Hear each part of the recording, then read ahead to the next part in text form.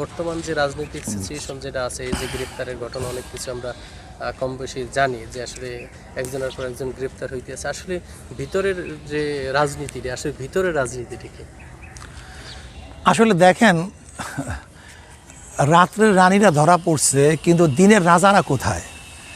দিনের রাজাদের কারণেই রাত্রের রানীর সৃষ্টি হয়েছে। এটা তো বিশাল আর পরিচয়, এটা চক্রান্ত। দেখেন, একবার যদি কারাপশনের মধ্যে কেউ ঢুকে যায়, বের হতে পারে না কেন? কারণ তাদের কাছে এমন কিছু সিন থাকে, এমন কিছু দুর্বলতা থাকে, সেখান থেকে বের হওয়ার সম্ভাবনা থাকে না। ঠিক তদ্রুপ আমি মনে করি আন্তর্জাতিক চক্রান্ত, খাস করে আমাদের আমলাদের মধ্যে, এই দেশের যারা রাজনীতিবিদ তাদের মধ্যে এমন কিছু সেনাফ সিনারি তারা নিয়ে নিয়েছে এই সমস্ত নর্তকীদের মাধ্যমে, যে সমস্ত সিনারিগুলি তাদের কাছে মজুদ আছে। যখনই কিছু করতে যায় ভারতের বিরুদ্ধে বা আমাদের দেশের শত্রুর বিরুদ্ধে, মানবতার বিরুদ্ধে কেউ কিছু করতে যায়, তখনই বলে যে দেখো, কথা বলবা তো তোমার সব কিছু ফাঁস করে দেব।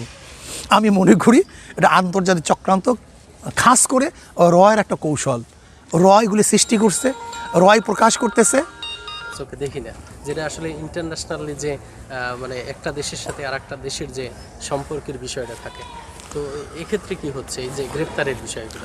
আসলে দেখেন, আমাদের বাংলাদেশের রাজনীতিকে কন্ট্রোল করে সেই প্রশ্ন সবার মধ্যেই। আসলেই কি আওয়ামী লীগ রাজনীতি কন্ট্রোল করে?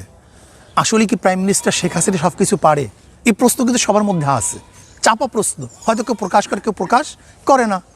আজকে গ্রেপ্তার হচ্ছে যারা, আজকে রাত্রে রানীরা গ্রেপ্তার হচ্ছে, এরা কি একদিনে রানী হয়েছে? গোয়েন্দা নজরদারি কি এরা ছিল না? ডিবি এদের অবস্থা জানতো না? আজকে র্যাব বক্তৃতা করে, আগে র্যাব কোথায় ছিল? বাংলাদেশের এমন কি আছে যেটা আমাদের গোয়েন্দা সংস্থা যারা আছে তারা বের করতে পারে না? সব কিছু নকদর্পণে। আসলে ব্যাপারটা হলে সব কিছু আগের থেকেই জানতো, কিন্তু আমাদের যারা শত্রু দেশ আছে, আমাদের যারা শত্রু আছে, যারা আমাদের দেশকে কন্ট্রোল করে, তারা যখন প্রকাশ করতে যেইটা বলে তখন তার প্রকাশ করে, যেটা গোপন করতে বলে তারা গোপন করে। এই খেলা তো আমাদের কাছে না, এ তো অন্য জায়গায়। যেরকম আগে ছোটোবেলা আমরা রাক্ষসের কেসা শুনছি, বলে আমার রুহু তো এখানে না, আমার রুহু তো ওই কূপের মধ্যে, বাটার মধ্যে সেই একটা ভোমর আছে, সেই ভোমরের মধ্যে আমার জীবন। ঠিক আমরাও মনে করি আমাদের দেশের পলিসি মেকিং, আমাদের দেশ পরিচালনা, এটা তো আমাদের দেশে না, ওই দিল্লির মধ্যে, সেই গুহার মধ্যে, সেখান থেকে এখানে আসে, সেখান থেকে পরিচালিত হয়। কখন কোনটা আপগ্রেড দেবে, কখন নির্দেশ আসবে, কাকে গ্রেফতার করতে হবে, কাকে প্রকাশ করতে হবে, কাকে ধরতে হবে, কাকে ভীতি সৃষ্টি করতে হবে, এটা আমাদের দেশের কাজ না, এটা বহির্বিশ্বের কাজ। যখন ইশারা আসে তখন তাকে গ্রেফতার করে, যখন বন্ধ করতে বলে তখন বন্ধ করে দেয়।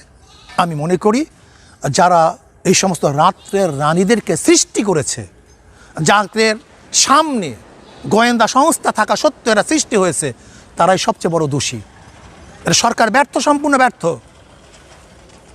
কাজে আমি মনে করি আদর্শ এবং নীতি বহির্ভূত কোনো সরকারের মাধ্যমে এটা কোনোদিন কন্ট্রোল হওয়া সম্ভব না।